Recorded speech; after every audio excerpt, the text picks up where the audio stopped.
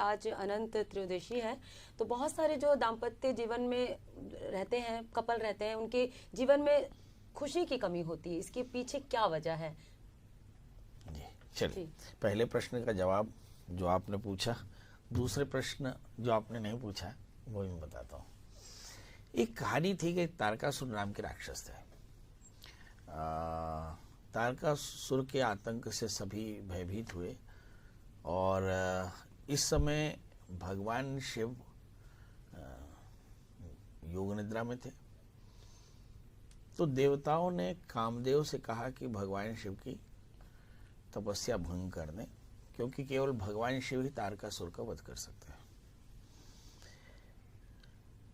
परिणाम ये हुआ कि जैसे ही तारकासुर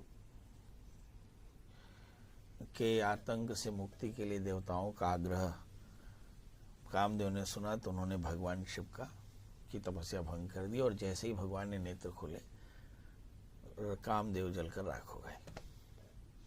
अब रति ने भगवान शिव की पूजा की और शिव को प्रसन्न कर लिया। शिव को प्रसन्न करके कामदेव को पुनः जीवित करने का आग्रह किया। तो भगवान प्रसन्न तो हो गए, उन्होंने कहा मगर मैंने काम को भस्म कर दिया है तो अब काम को अंग नहीं मिल सकता, इसलिए ये अनंग रहेंगे।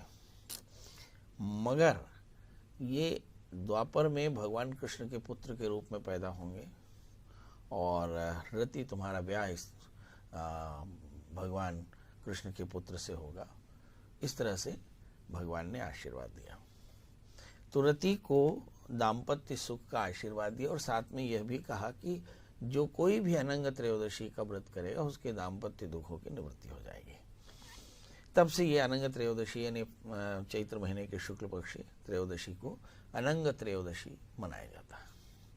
इसमें रति और कामदेव की पूजा की जाती है, भगवान शिव पार्वती की पूजा की जाती है।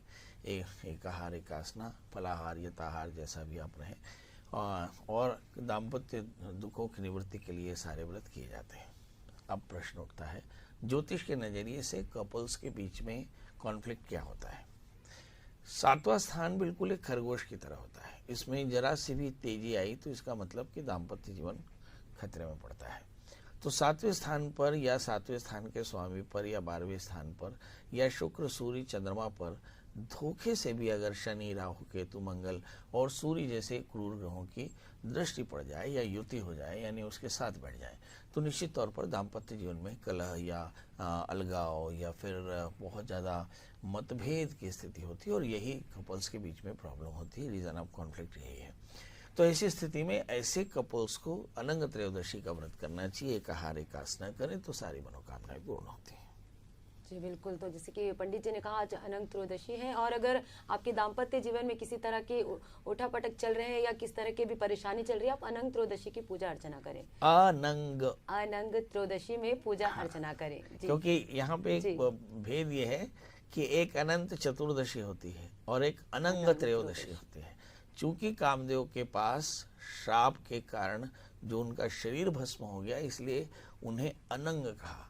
तो एक योनि उन्होंने बिना देह के बिताई, इसलिए अनंग कहा। ये घटना चूंकि त्रयोदशी को हुई थी, इसलिए अनंग त्रयोदशी को बड़ा महत्वपूर्ण माना जाता है। चलिए अब मेरा ख्याल है राशियों के सफर का समय शुरू हो